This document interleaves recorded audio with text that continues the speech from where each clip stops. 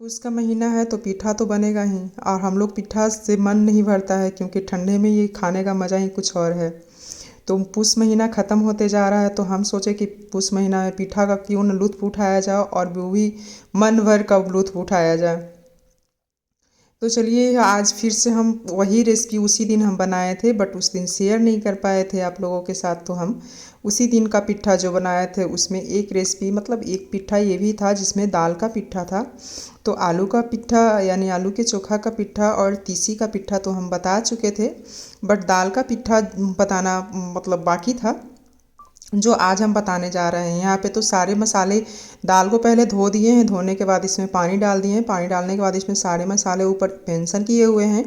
तो आप देख लीजिएगा इसमें सारे मसाले हमने हाफ़ टेबल स्पून के करीब हमने सारे मसाले डाले हैं। और इन सब कुछ डालकर इसको हम गैस पर चढ़ा देंगे। गैस पर चढ़ाने के बाद इसको 5 से 6 सीटी हमको लगाना है। उसके बाद हम खोल के देखेंगे तो ये दाल बिल्कुल पक चुका होगा। तो आपको हम हाथ से मैश करके दिखाते हैं, ये बिल्कुल पक गया है। तो इस तरह से हमको पका लेना है। इसमें पानी देखिए बिल्कुल भी नहीं है। अगर पानी एक्स्ट्रा भी बच जाए तो आपको क्या करना है कि आगे चल के कढ़ाई जो हम इसमें कढ़ाई में हमको सुखा लेना है। तो सबसे पहले इसमें हम फ़ोरन डालेंगे। फ़ोरन के लिए हम सरसों का तेल डालेंगे। सबसे पहले कढ़ाई को गर्म कर लेते हैं, उसके बाद तेल डालेंगे, थोड़ा सा सरसों इसको फ्राई करेंगे। तो सरसों का तेल डाल देने के बाद इसमें हम थोड़ा सा जीरा डालेंगे, थोड़ा सा हींग डालेंगे और थोड़ा सा अदरक कटा हुआ डालेंगे और हरी मिर्च डालेंगे।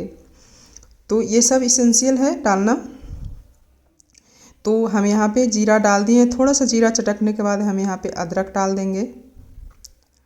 उसके बाद हम हरी मिर्च डाल देंगे और उसके बाद हम हींग डाल देंगे। हींग पहले भी आप डाल सकते हैं, बाद में भी डाल सकते हैं, बट फ़ौरन में ही डालिएगा। तो यहाँ पे हम हींग डाल दे रहे हैं। हींग डालना हम भूल गए थे इसलिए हम लास्ट में डाल रहे हैं। तो हींग यहाँ पे हम या जो मिलता है ये हींग जो है ये तो ओरिजिनल हींग है। ऐसे मार्केट में जो मिलता है वो थोड़ा सा ज़्यादा ही मतलब सूखा टाइप का रहता है, उसमें चावल मिक्स किया हुआ रहता है। तो ये ओरिजिनल हींग है जो हम लोग के गांव में बेचते रहता है, ये कह के कि उधार पधार बैसाख के करार।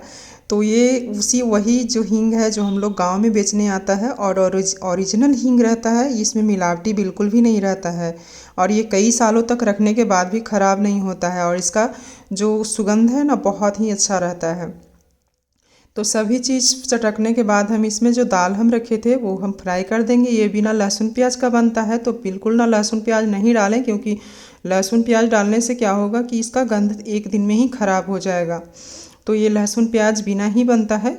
तो इसमें प्याज और लहसुन की कोई भी इसमें टेस्ट नहीं आएगा। तो ऐसे भी बहुत ही टेस्टी लगता है।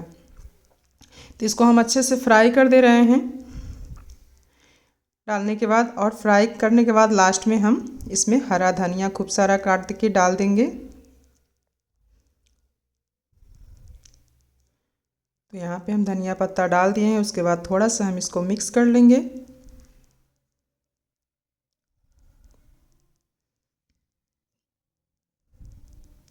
और इसको चला चला कर इसको धनिया पत्ता को सभी में मिक्स कर देंगे और इसको निकाल लेंगे। तो ये बिल्कुल पूरी तरह से टेस्टी वाला जो दाल है वो तैयार हो चुका है। अब इसको हम फिलअप करने की विधि बताएंगे। तो आप हम पिट्ठा जब दिखाए होंगे तो आप देखे होंगे कि एक लंबा साइज़ का रहता है, एक तिकोन साइज़ का रहता है यानी ट्रायंगल शेप में यानी समोसे के शेप में, और ये एक गोल जो था वो तीसी का पिट्ठा था। तो लंबा साइज़ वाला जो पिट्ठा है वो दाल का पिट्ठा था। तो इस तरह से हमको गढ़ने का तरीका बताएंगे कि इसको कैसे गढ़ा जाता है। तो सबसे पहले तो गोल लोई काट लेना है, उसके बाद इस तरह से फिलअप करने के लिए हमको इसका गड्ढा कर देना है।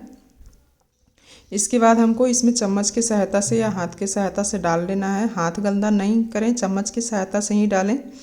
और उसके बाद हम इसको मुंह को बंद कर देंगे।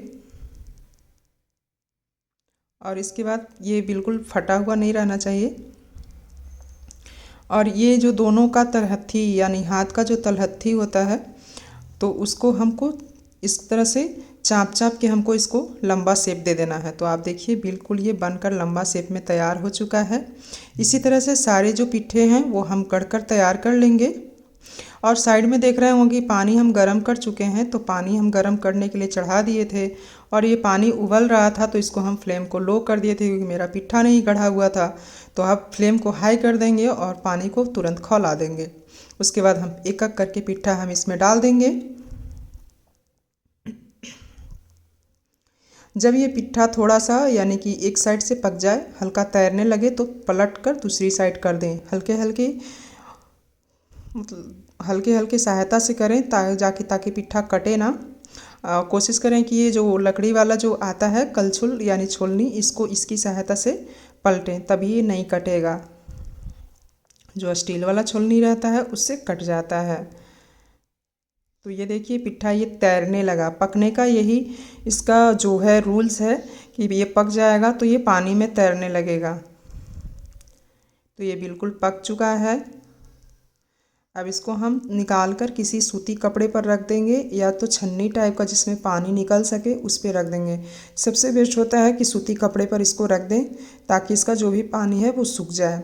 तो कुछ देर सूखने के बाद ये ठंडा हो गया है। हम आपको अब दिखा रहे हैं काट कर कि कैसी अंदर से इसका स्टफिंग रहता है। तो सबसे पहले हम तीसी के पिट्ठे को काटेंगे। तो ये तो पता है कि ये मीठा का रहता है, तो अंदर मीठा जैसा ही यानी कि गुड़ जैसा ही दिखाई देगा। हम लोग गुड़ को मीठा मीठा बोलते हैं, तो हमें भी मुंह से मीठा ही निकल जाता है। ये गुड़ का रहता है, गुड़ और तीसी का। और यहाँ पे आलू का हम फिलअप दिखा रहे हैं। और यहाँ पे अब हम जाके दाल का पिट्ठा दिखाएंगे। तो ये हरी चटनी के साथ सर्व करें, या तो आप इसको फ्राई करके तेल में फ्राई करके खा सकते हैं, या तो इसको तड़का लगा के खा सकते हैं।